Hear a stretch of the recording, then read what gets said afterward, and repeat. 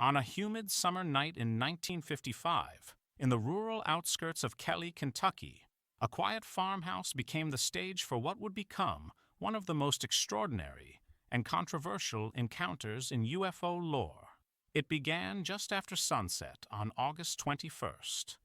Billy Ray Taylor stepped out to fetch water from the backyard well. Looking skyward, he saw a strange metallic object, rainbow-hued and glowing, sailing silently through the sky before descending beyond the trees. Moments later, strange noises began emanating from the darkness around the home. The farmhouse, shared by the Sutton and Taylor families, 8 adults and 3 children in total, was modest, without electricity or running water. But that night, they were armed with shotguns and rifles, and they'd soon have cause to use them. At around 8 p.m., the first entity appeared, roughly 3 feet tall, with glowing yellow eyes, clawed hands, and a silvery metallic skin that shimmered in the moonlight. When it approached the back door, the men opened fire. The creature flipped away but appeared unharmed. Then another emerged near a window.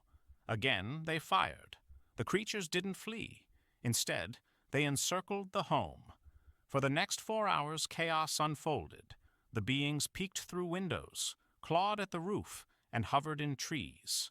At one point, one reached down from above and grabbed Billy Ray's hair. Despite taking direct hits, they seemed invulnerable. No blood, no bodies, no cries of pain, just the eerie sound of bullets plinking against something that felt like metal. Eventually, the terrified families piled into 2 trucks and raced to the Hopkinsville police station. Arriving around 11 p.m., officers were skeptical until they saw the fear on their faces. Chief Russell Greenwell later said none were drunk or seeking attention. They were genuinely afraid. Law enforcement, state troopers, military police, and a reporter returned to the farmhouse. They found bullet holes, shattered windows, spent casings, and damaged screens. But no trace of the creatures remained. The story hit the local papers the next day. Headlines screamed of "little green men," though none of the witnesses described the beings as green. That didn't matter. The phrase stuck, and the Kelly-Hopkinsville encounter became one of the most iconic cases in UFO history. Over the years, it inspired documentaries, books, and even the cult film Critters. Today, Hopkinsville holds an annual Little Green Men Days festival to commemorate the event. Yet beneath the pop culture legacy lies a lingering mystery. Skeptics have offered alternative explanations.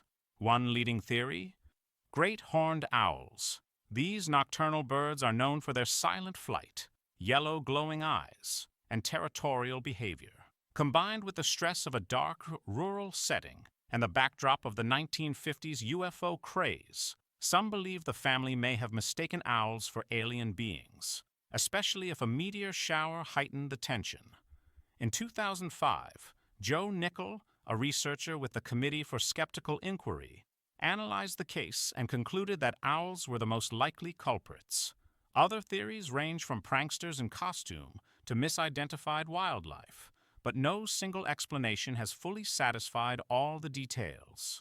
Critically, the families gained nothing from the ordeal. They didn't seek fame or money. In fact, they were hounded by press and curiosity seekers, eventually abandoning the farmhouse entirely. Their lives were changed, not by profit, but by persistent ridicule. There's also no evidence of intoxication, no history of hoaxes. Police ruled out alcohol early on, and though no one else in the area reported seeing the creatures, investigators remained baffled by the sheer consistency and emotional sincerity of the witnesses. Similar stories echo in other parts of the country. Just 3 years earlier, in West Virginia, the Flatwoods monster terrified locals with a similar appearance: glowing eyes, floating movement, and a mysterious metallic body. Skeptics blamed owls there too. And in 1977, the Dover Demon of Massachusetts sparked headlines describing a small humanoid with large glowing eyes, seen near water and woods. Again, owl misidentification was proposed, but Kelly's story remains different. Longer, more violent, witnessed by nearly a dozen people, and never conclusively debunked. Today, the site of the encounter is overgrown. The house is long gone, but in the small town of Kelly, the legend lives on, in roadside murals, festival souvenirs, and late-night stories told by flashlight. Whether alien visitors or a flock of startled owls, something happened that night. Something that left behind more than broken windows and spent shells. It left behind a mystery, one that, nearly 70 years later, we're still trying to explain. If you liked what you watched, please like and subscribe. We post interesting and crazy stories from throughout history every Wednesday and Saturday. Yesterday's craziness, because yesterday was crazy too.